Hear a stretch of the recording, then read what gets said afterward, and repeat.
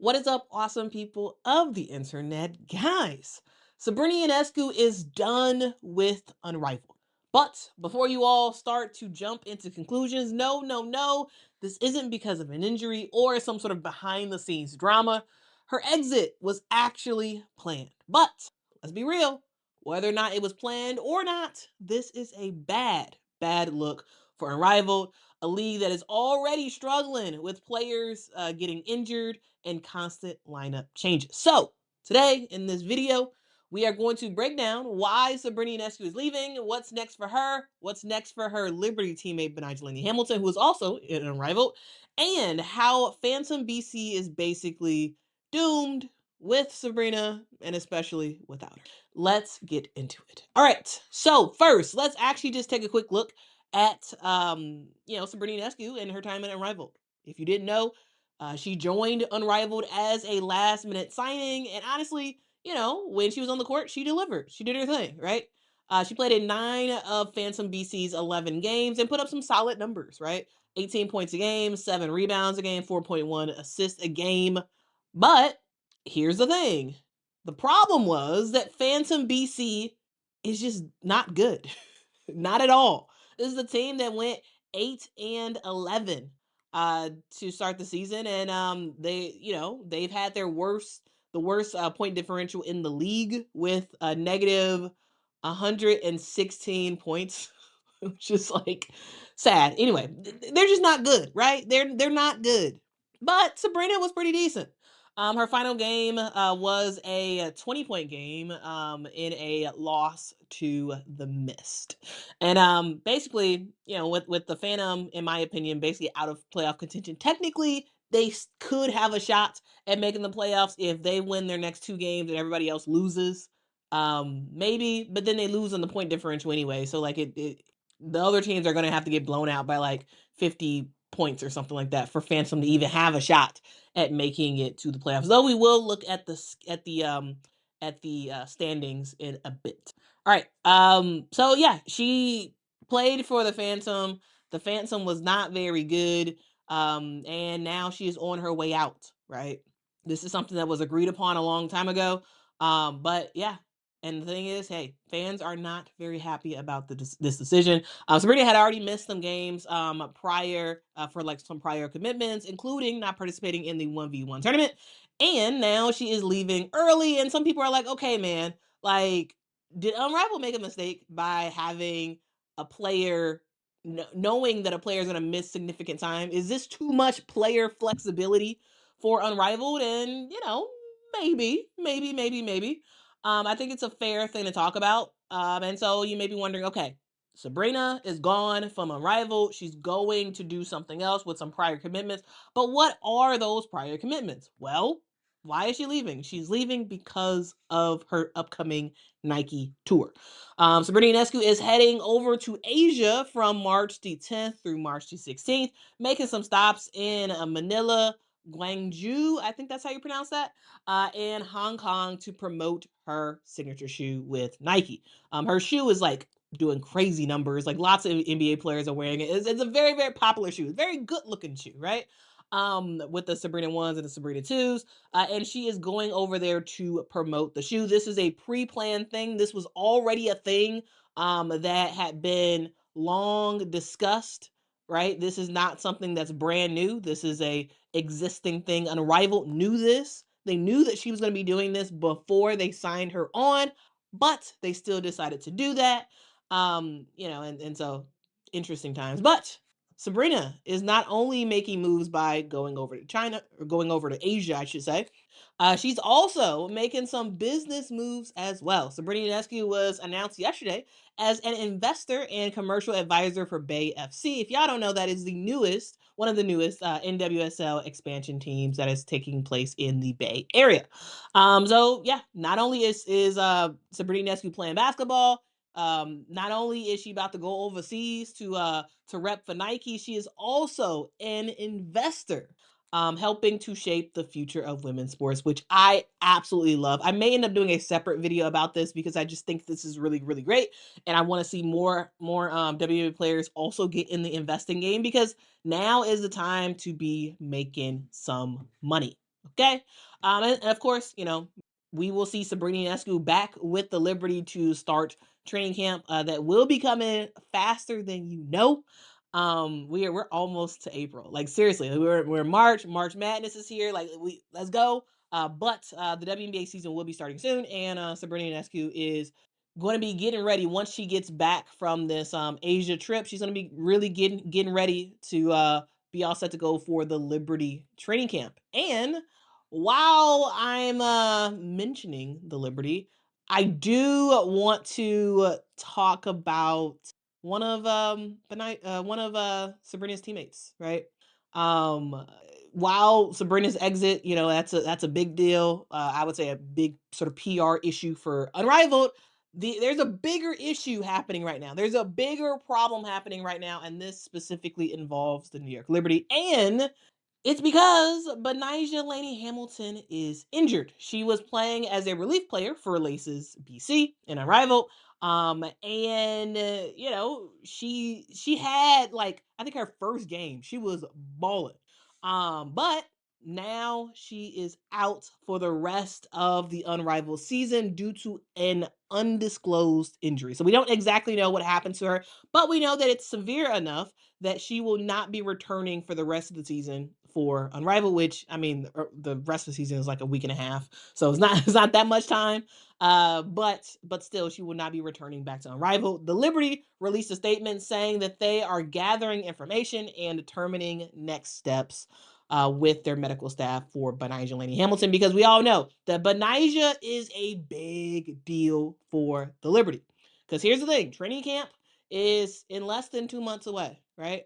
And Betnijah Laney-Hamilton is someone who has dealt with a serious amount of injuries, right? She's had some knee injuries in particular, and the Liberty, they absolutely need her at her full strength in order to compete. This is a team that won the championship in 2024, and in 2025, they were looking to do the same thing. They're bringing back largely the entire roster. Maureen Johannes is going to be back with the team, and Betnijah Laney-Hamilton, not only is she a starter for this team, she is a critical player on both the offensive and defensive end. And so having a player like a Betnijah Laney-Hamilton possibly be injured to start the season, that could be really, really, really bad if you are the Liberty. Now, let's go back to Phantom BC. So we talked about Sabrina real quick.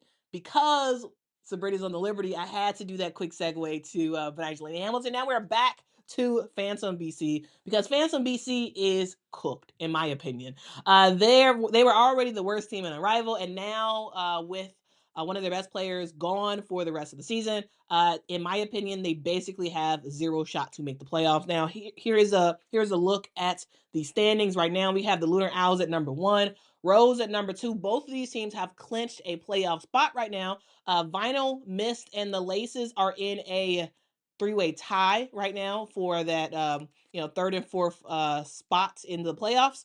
And we'll ultimately see with this upcoming week what happens to actually like firm that out and have the playoff stuff kind of figured out. Now, here's the thing: technically, Phantom is not eliminated technically, but they basically are. They are 3-9 on the season. It's possible that if Vinyl, Mist, and the Laces, if everybody loses all, if they lose all their upcoming games, which they have 2 more games left, if they lose those games and Phantom wins by dramatic margin, the other teams lose by dramatic margin, maybe there's a slim chance that Phantom actually makes the playoffs. It's not happening though, because again, let's look at the point differential: negative 129 for the point differential, and that's one of the tiebreakers. So I actually don't think that this is Phantom is not going to make the playoffs. They're cooked. They're like, yeah, Brittany Griner had the dunk yesterday, brought some excitement or whatever, but like Phantom BC is done. Like they have no real chance of making the playoffs.